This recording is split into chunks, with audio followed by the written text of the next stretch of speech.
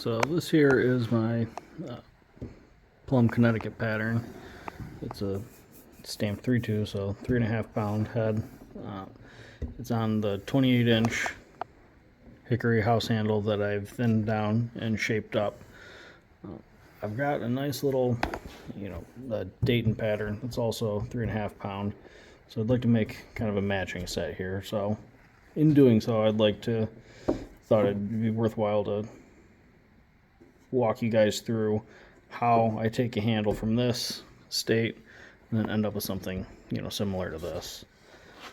So I know there's a ton of videos on there about how, people prefer to hang the head. I'll touch a little bit on that, but mostly what I'd like to focus on is how I take the palm swell from something that's like this and end up with something like this that's, much more comfortable, much more ergonomic. And in doing so, kind of replicating some of the vintage style palm swells that you can see on some other, axes or hatchets. This here is a national pattern. It's about a 16-inch handle, but you can see the sweep in it here is real similar to this. It's got a spot for your hand to rest when you're chopping. Let's see here. This little Boy Scout axe. Essentially just a shrunken down version of what I've done with this one here. It's another one, similar ergonomics that I've carved out of some black locust. So, show you how I do the layout on here, how I do the shaping, how I determine kind of where I'd like those sweeps and where I'd like to start making that transition from the part where your hand actually rests to that kind of like the end, that kind of round it and give it that old school shape. So before you can even start doing any shaping, you have to figure out where you want to shape and what you want to shape to. You have to do some layout lines so you can figure out where to start that transition and where to remove the bulk of your waste.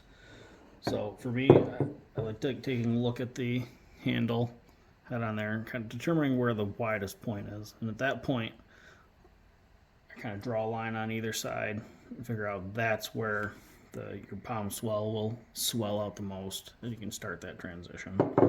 So if you compare the two here,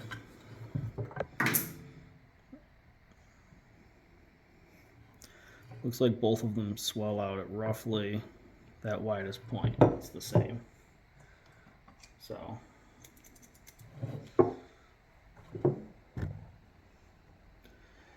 take a look here. Measure from the old one there, but some comparison.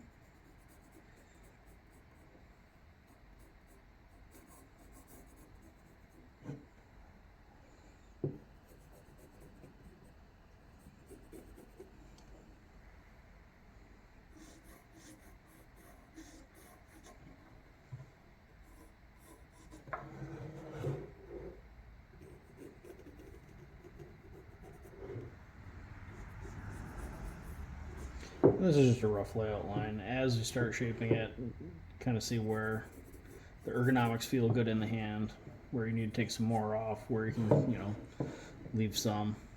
You can see predominantly that's roughly where that sweep's going to start.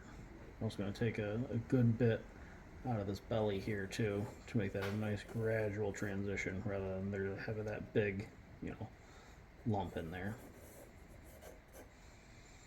And at the top end of the tail here, you don't want to have where it kicks up and creates something that you're going to have a hot spot while you're cutting. So for me, I like it to have a gradual sweep there, and I think that's what feels the best in the hand. So blend that as we go. So first tool that I end up using for this is, I believe it's a cabinet maker's rasp. This one's a Narex. I think it's a 12-inch, 13-inch. So we'll get this, locked into the vise and start going at it. Here, this is the shape we're trying to replicate. So the motions that I use to kind of achieve this are taking this rasp, trying to hollow out in this direction.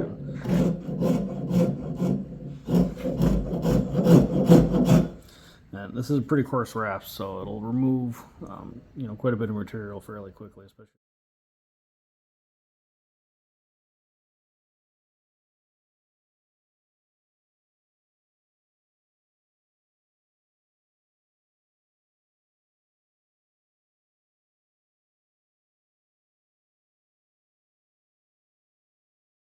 We're already starting to make good progress.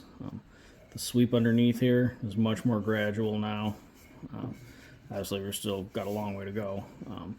Those transitions from the side are starting to match up with what we're looking for.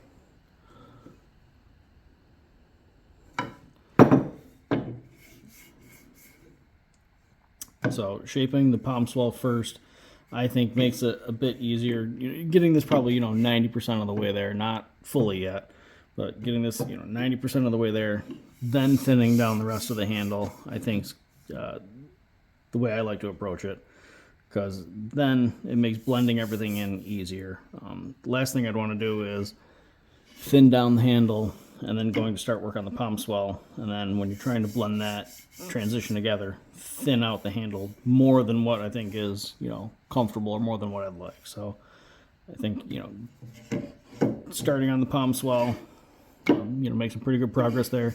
Start thinning down the handle to where you kind of starts feeling good and you like it.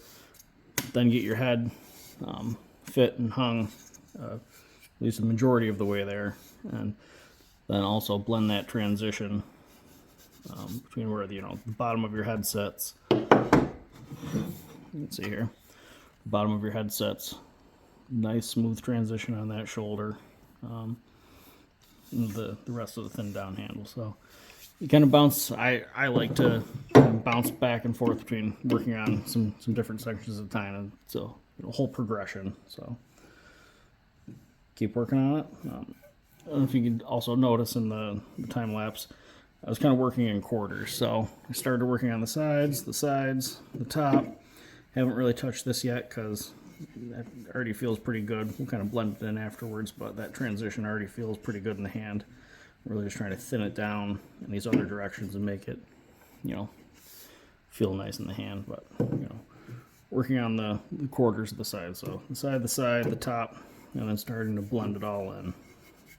And then afterwards, we can round that over to, whatever shape you like. And if you like, you don't have to do a rounded end. You could, cut it flush, and you've got your more traditional fawn's foot. But I've had really good luck with this, and I've found that rounded end is really pretty durable.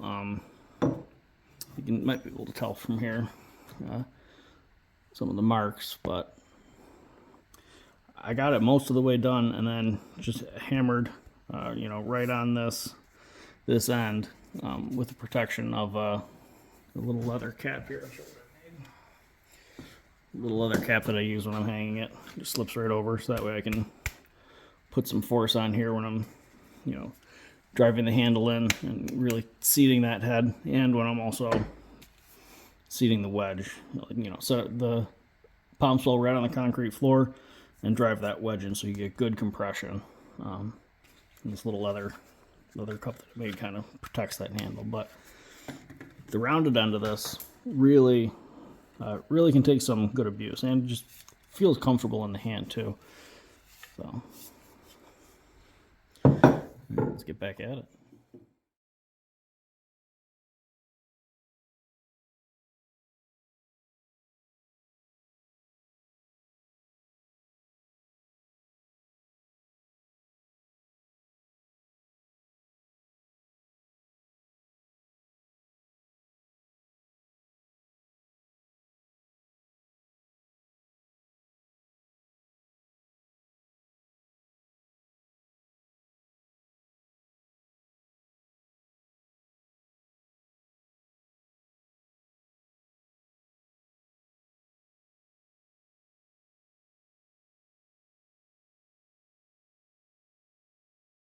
Here's a little better look at the head that I'll be putting on this.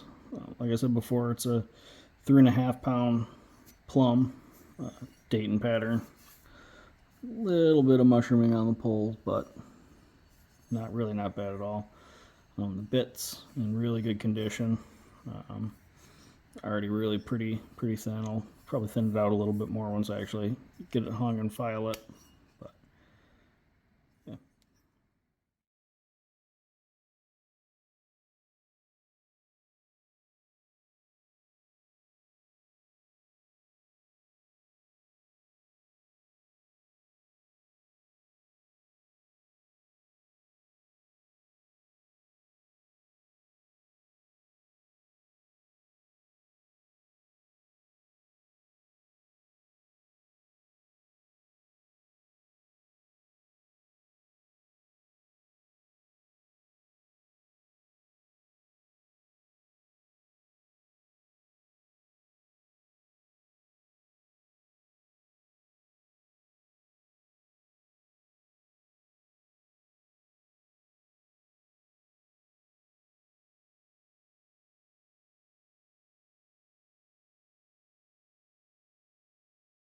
This is about as far as I'm going to take it in this video.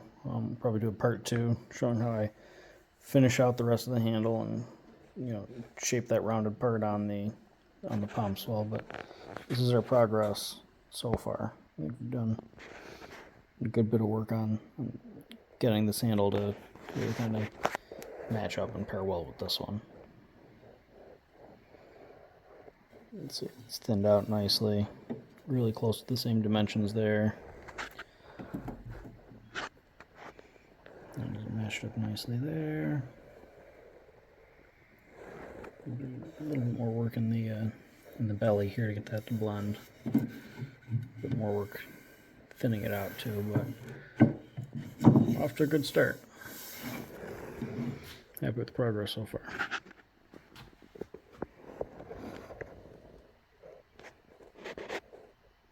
So if you like this, tune in for part 2.